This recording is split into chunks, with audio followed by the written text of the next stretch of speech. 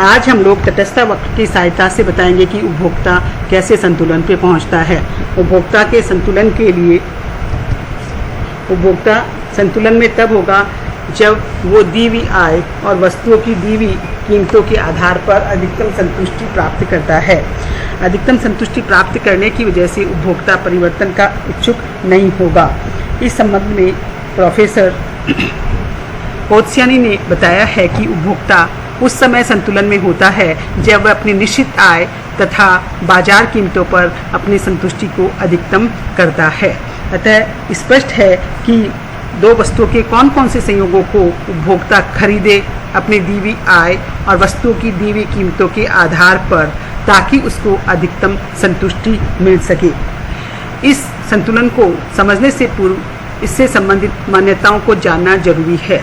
पहली मान्यता है उपभोक्ता की आय स्थिर है। दूसरी मान्यता है उपभोक्ता को सभी वस्तुओं की कीमतों की जानकारी है। उसको ये मान के चलते हैं कि कीमत है वो दी हुई है और स्थिर है, उनमें परिवर्तन नहीं हो रहा है। तीसरी चीज़ है वस्तुओं की सभी इकाइयाँ हैं वो एक सी व विभाज्य होती है। इसका अर्थ यह है कि एक वस्तु की सभी इकाइयाँ समरूप है और उपभोक्ता इन्हें थोड़ी थोड़ी मात्रा में या टुकड़ों में खरीद सकता है, अर्थात ये वस्तुएं विभाज्य होती है। नेक्स्ट मान्यता है कि उपभोक्ता विवेकशील है, अर्थात उसका उद्देश्य अपने संतुष्टि को अधिकतम करने का है। और उपभोक्ता को तटस्थता मानचित्र की पूरी जानकारी है कि कौन कौन सी वस्तुएं, कौन कौन से संयोग है और उनमें किस संयोग से उसको ज़्यादा संतुष्टि मिलेगी और किस संयोग से कम संतुष्टि मिलेगी, ये पूरी जानकारी उपभोक्ता को है। अब हम लोग उपभोक्ता संतुलन की दो शर्तों की चर्चा करते हैं। पहली शर्त है कीमत रेखा तटस्थता वक्र की स्पर्श रेखा होनी चाहिए।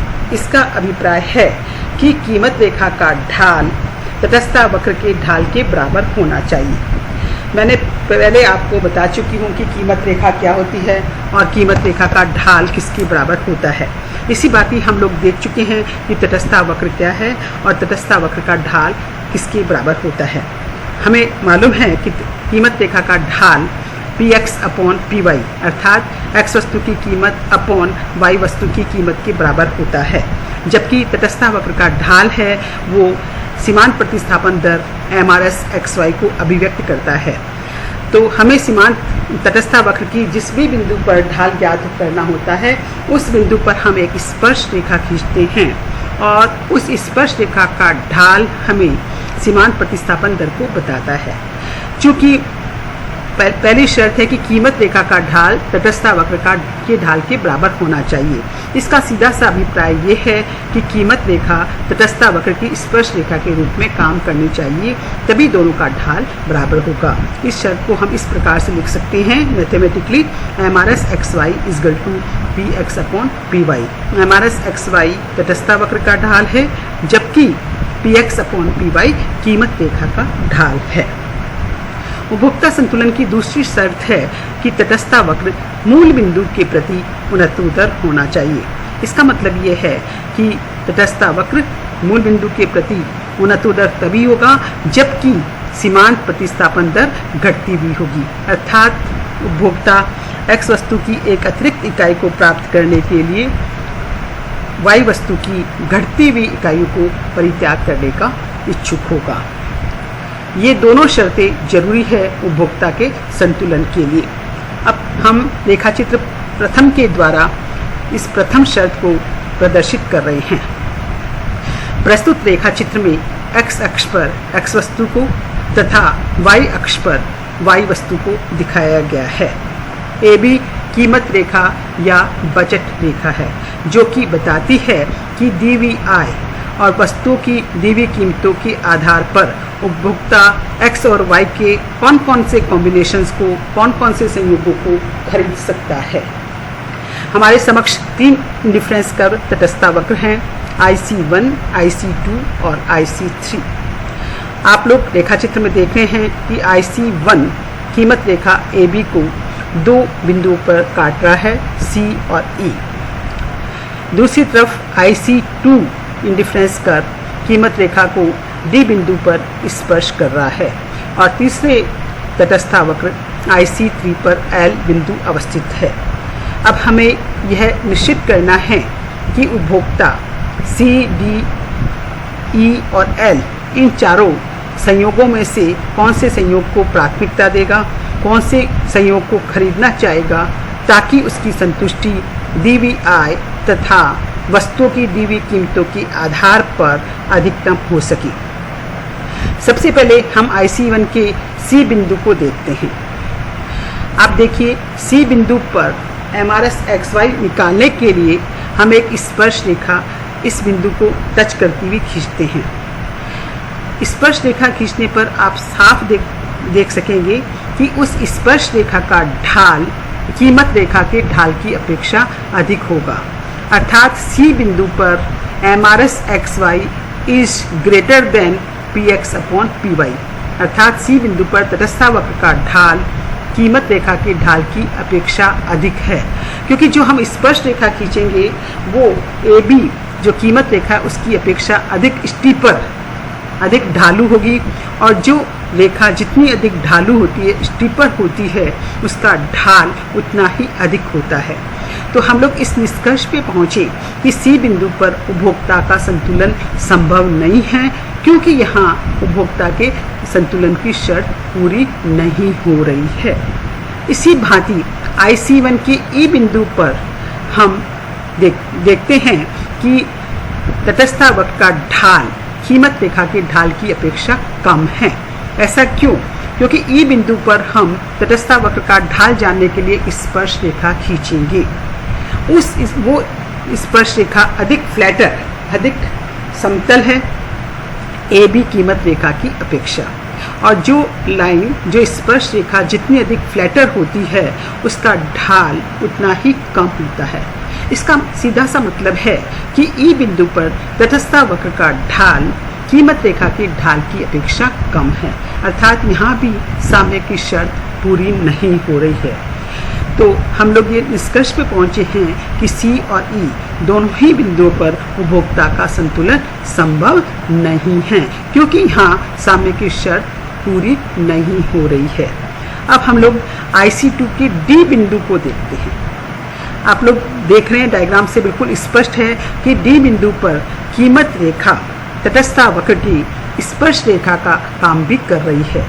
चूंकि ये दोनों कीमत रेखा ही स्पर्श रेखा है, इसका सीधा सा मतलब है कि दोनों का ढाल भी कैसा है, बराबर है। जब एक ही रेखा है तो तटस्थ वक्र का ढाल कीमत रेखा की ढाल की बराबर होगा, अर्थात D बिंदु पर हमारे साम्य की शर्त पूरी हो रही है, इसलिए D बिंदु पर साम्य होगा।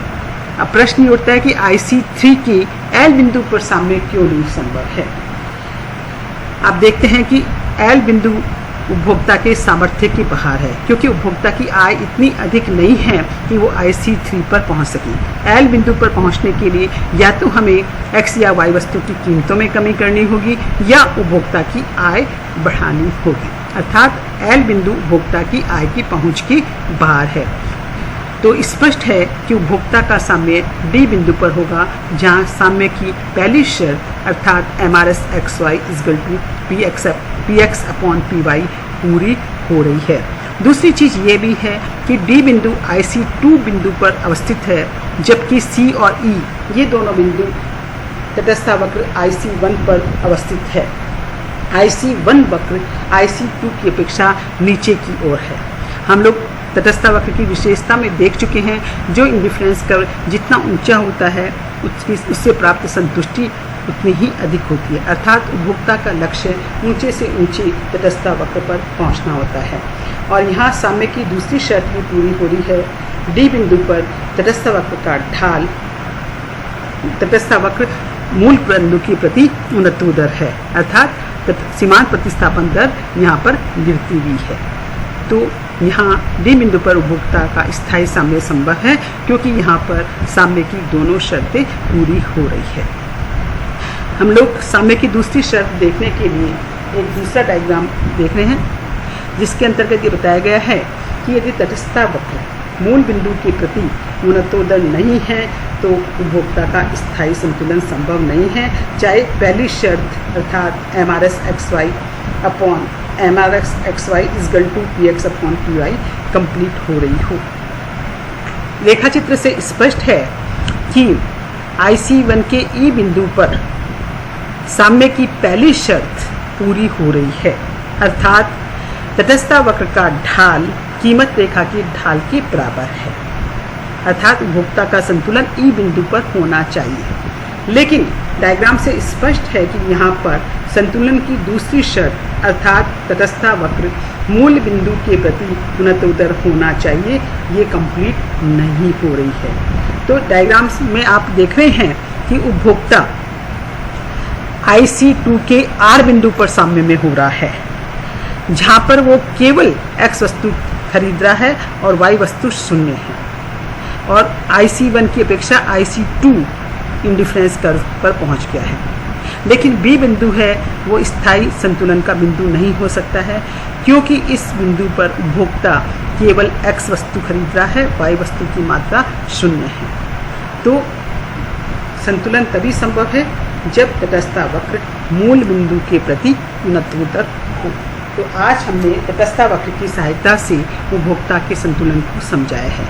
अब मैं आपको बताती हूँ, यदि आपके एग्जाम में क्वेश्चन आए कि तटस्थ वक्र की सहायता से उपभोक्ता के संतुलन को समझाइए, तो आपको ये क्वेश्चन कैसे अटेम्प्ट करना है। सबसे पहले आपको बताना होगा कि तटस्थ वक्र क्या है, तटस्थ वक्र का डायग्राम बनाना होगा, फिर आपको बताना होगा मुख्य रूप से तटस्थ वक्र की चारों विशेषताएं संक्षिप्त में बतानी होगी, फिर आपको कीमत रेखा क्या है, ये कैसे निकालते हैं इसके बारे में बताना होगा, सीमांत प्रतिस्थापन दर क्या है, इसको कैसे निकाला जाता है इसके बारे में बताना होगा।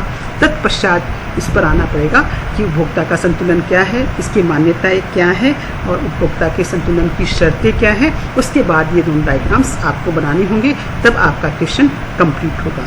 तो आज मैंने इस लेक्चर में आपको ये स्पष्ट किया है कि उपभोक्ता के संतुलन को हम तटस्थ वक्र की सहायता से कैसे अभिव्यक्त कर सकते हैं। धन्यवाद।